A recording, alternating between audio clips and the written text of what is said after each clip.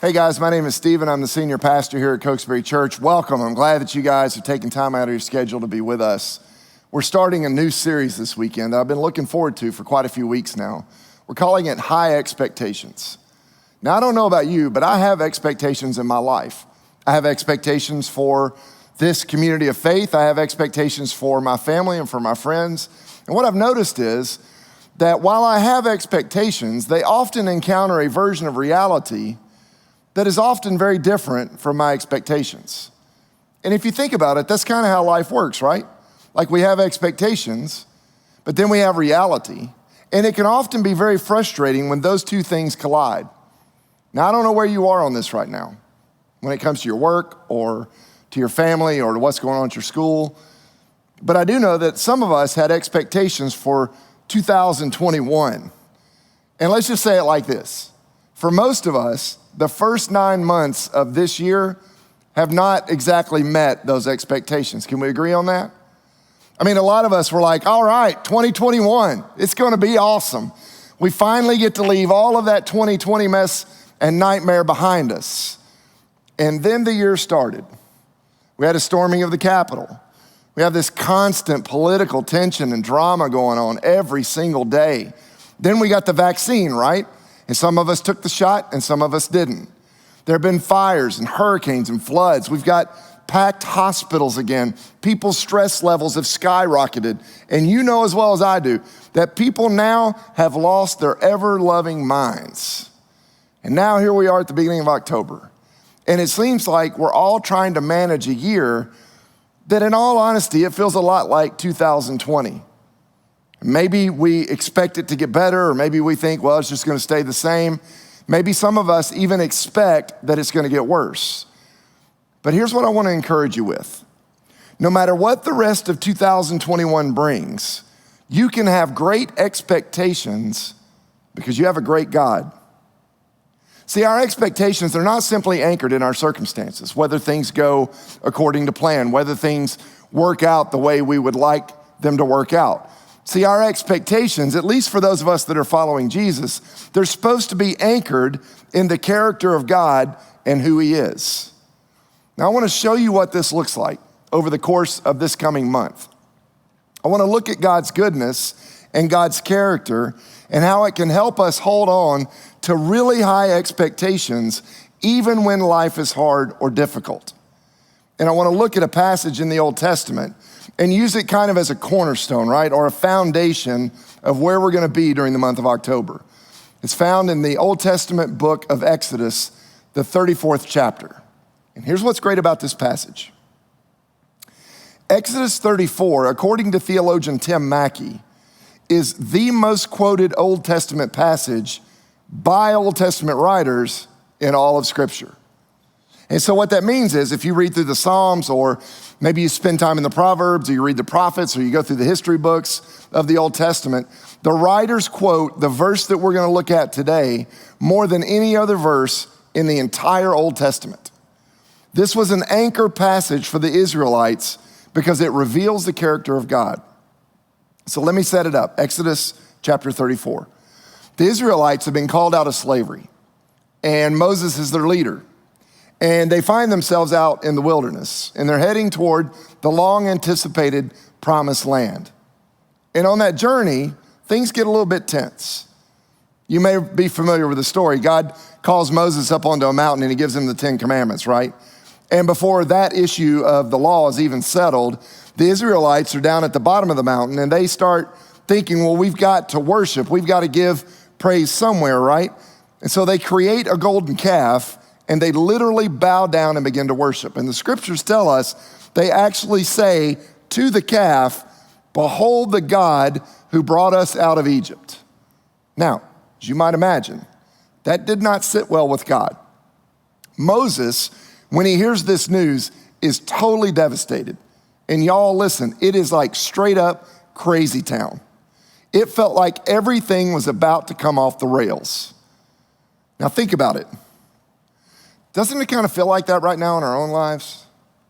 I mean, that's where Moses was.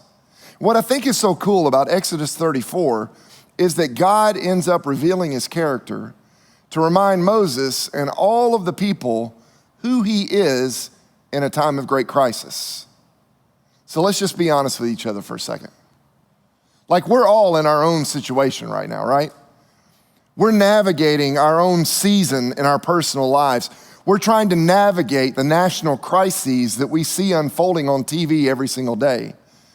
And I think what we need to anchor into more than anything else right now is the character of God and who he is, and allow that to stabilize us and give us hope in the uncertainty of these days in which you and I are living.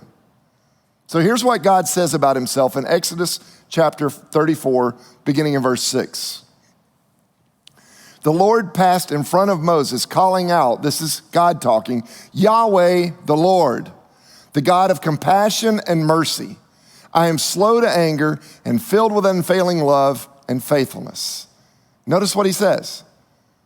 The first thing he says, I am the God of compassion and mercy. Not the God of power, not the God of strength, not the God who can crush you and I like a bug, who simply rules the universe, even though all of those things are true.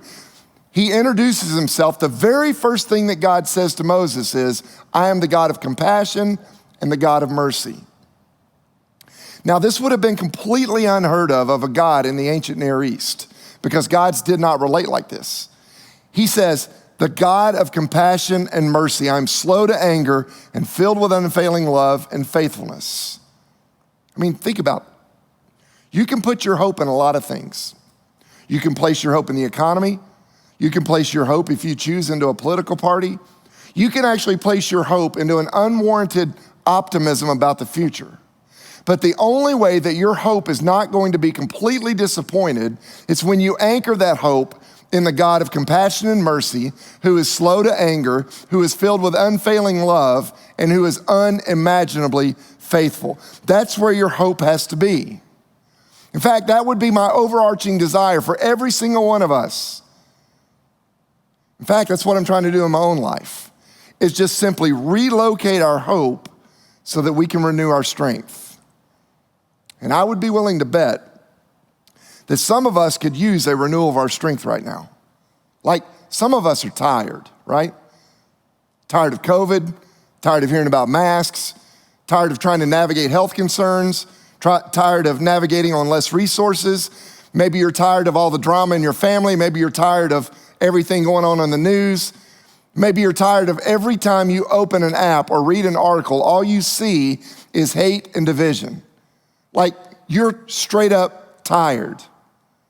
Do you want to renew your strength? It's simple. Just relocate your hope. In fact, that's my first idea for us today, is to relocate our hope. I don't know if you realize this or not, but Christmas is right around the corner. And believe it or not, I've actually been thinking about New Year's resolutions. And if you think about it for a second, there's a certain amount of hope that are always attached to our resolutions, right? Hope that maybe life will get better, hope that spiritually we'll grow. Maybe we've got a hope that relates to our financial life or some other area of our personal life. There's always a hope that is connected to a resolution. And they're often kind of the little hopes in life. But how much more important is it to anchor in our bigger hopes on something that is foundational and that will actually last? Listen, only God is big enough to ensure your greatest hopes. Only God can ultimately ensure the things that matter most in life. In fact, Isaiah chapter 40, verse 31 says this, but those who trust in the Lord will find new strength. They will soar high on wings like eagles. They'll run and not grow weary. They will walk and not faint. You guys know this. If you hope in the news, it's unlikely that you're going to renew your strength. If you place all of your hope into a political party, it is highly unlikely that you're going to renew your strength. If you put your hope in your job, or you place your hope in the economy, or you put your hope in the people around you, it is unlikely that you're going to renew your strength. But according to Isaiah, if you put your hope in the Lord, he will renew your strength. And not only will he renew your strength, you'll actually soar like eagles. You will run and not grow weary. And that doesn't mean that life is going to be easy. It doesn't even mean that your life is going to be easier than a person who doesn't believe. But through it all, we have a God who sustains us and carries us and gives us the power to keep on going. And so let's look at who God says he is from Exodus chapter 34. He begins by saying he is the God of compassion. Compassion is a very powerful word. In essence, it basically means he cares, like he's concerned, he's emotionally connected to his kids. He says, I am slow to anger, meaning he's patient. Now, I don't know about you, but I am glad that God has a long fuse. I've been praying for God's patience lately, that God would be patient over our country and that God would be patient with our church as we struggle through this pandemic, that God would be patient over my own life. He says he is filled with unfailing love. That means that God's love is determined, it's committed, it's not performance-based, it's going to happen, it's going to be offered no matter what. And then he ends by saying he's faithful. That means that God will not abandon you or walk away from you. God will do what he said he will do. He is a faithful God. This is the picture that God gives to his people. I'm compassionate, I'm patient, I'm loyal.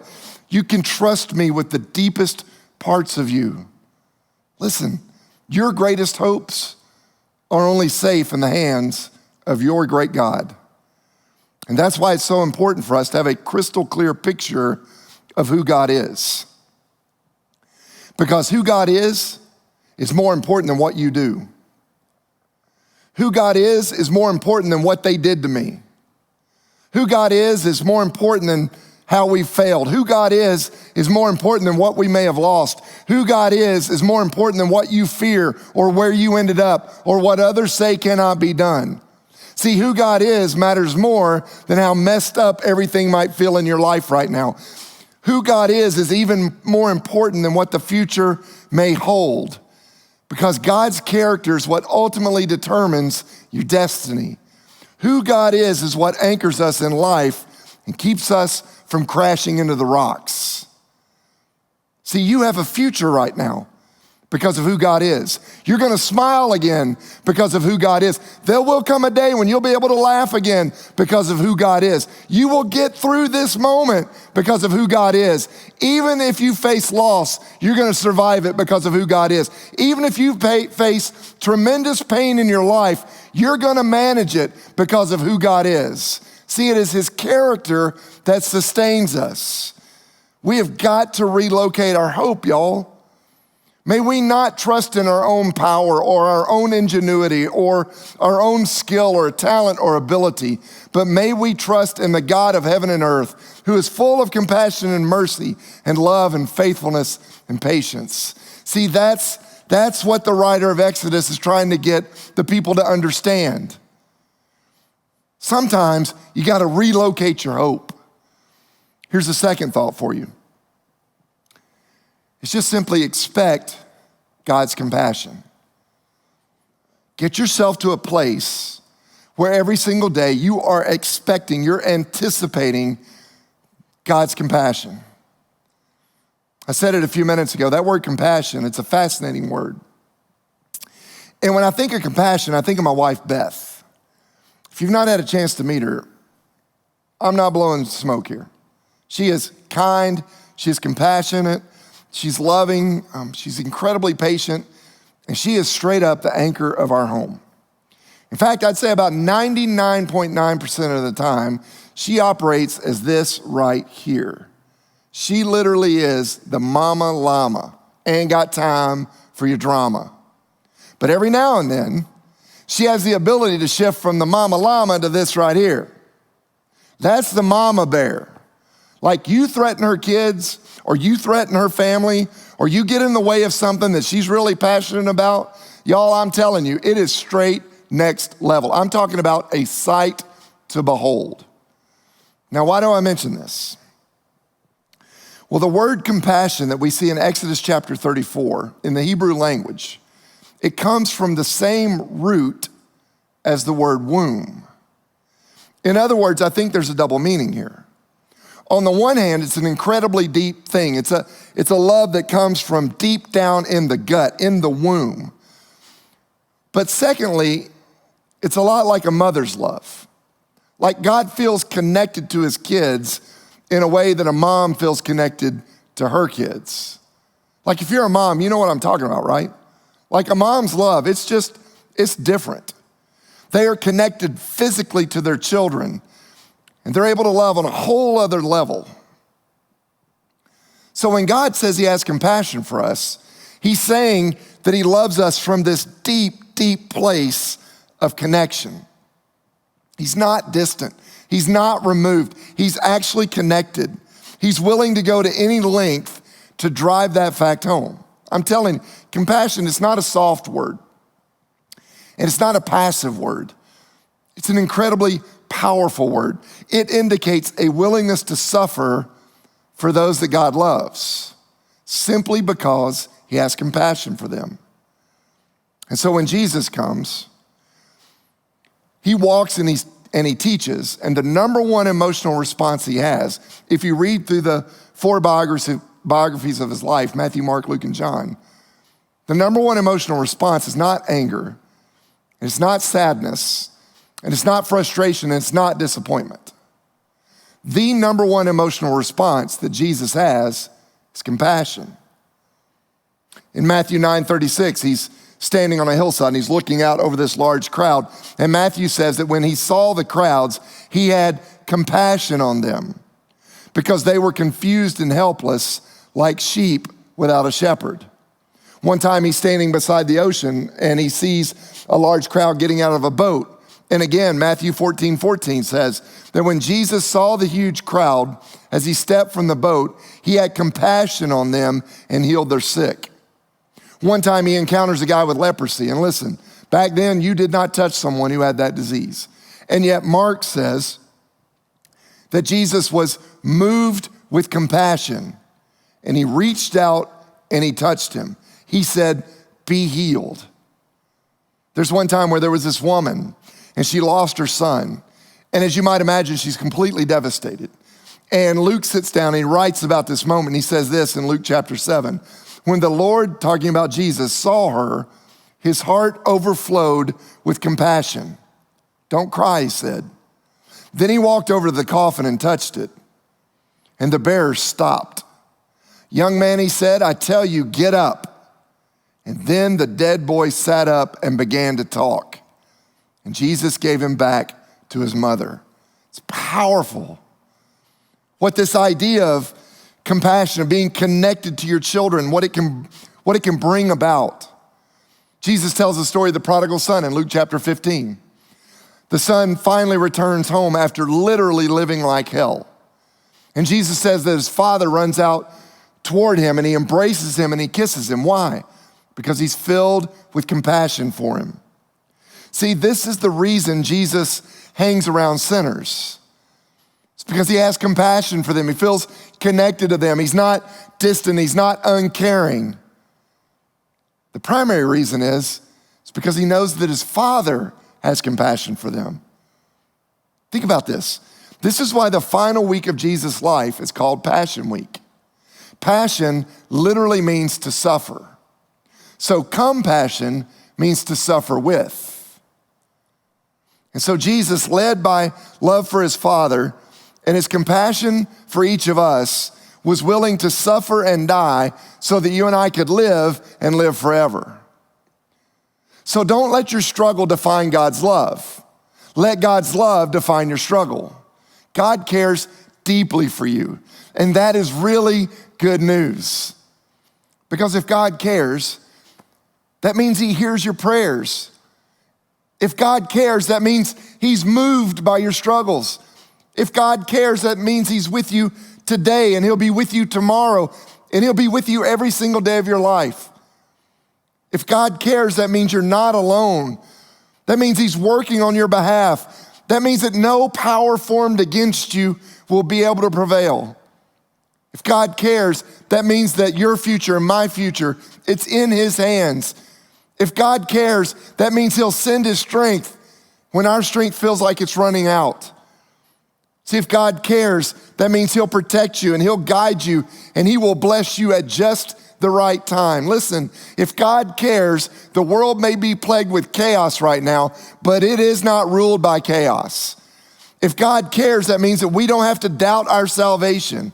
We don't have to fear what others do or say because God himself is our defender. If God cares, that means he's with you.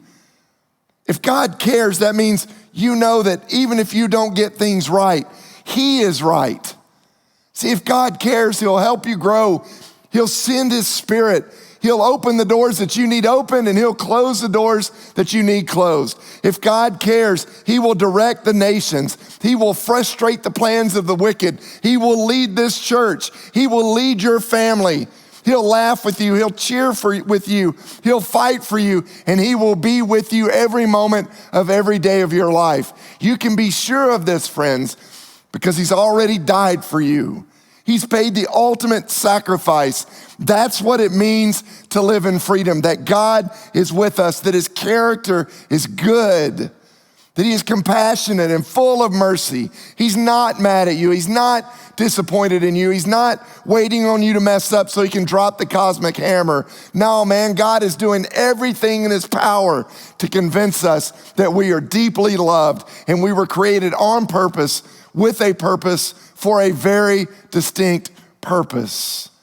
And so the question that all of us have to wrestle with in this moment, and that I would challenge you to wrestle with for the rest of this week, it is very simple, is do you believe that God is who he says he is? Do you believe that he is the God of compassion? Do you believe that he's got enough mercy for you? If the answer is yes, then maybe it's time we start living that way. Sometimes I think we think way too small when it comes to God. We want to create God in our image rather than living into the fact that we are created in God's image. We say all the time around this place, this is not about trying to position ourselves and get ourselves in a place where we become better versions of ourselves. We're created in God's image. That means that God brought us into existence so that we could be a better reflection of him. And I don't know what our world needs more right now than compassion. But sometimes you got to relocate your hope. And once you've relocated your hope, you got to learn to live expecting God's compassion. And then that's the third idea. You got to go show that compassion to somebody else. Y'all, I'm telling you, our world is broken and it is messed up. But even in the midst of all of that, there is great beauty out there. There is so much possibility and potential. There's an opportunity to experience change, not out there somewhere in the future, but we can experience change right now. But it's going to take more of us rolling up our sleeves, knowing the answer. Do we believe God is who God says he is? And then do we have the strength to trust him to lead us in the exact path he needs us to walk? I hope you'll take up that challenge this week. I hope you'll spend some time reflecting on, is my hope, is it anchored in something that's going to outlive me? And am I expecting God's compassion? And am I willing to share that compassion with somebody else? I hope you will, because you're in for the ride of your life if you'll do it. In the name of the Father, and of the Son, and of the Holy Spirit, amen.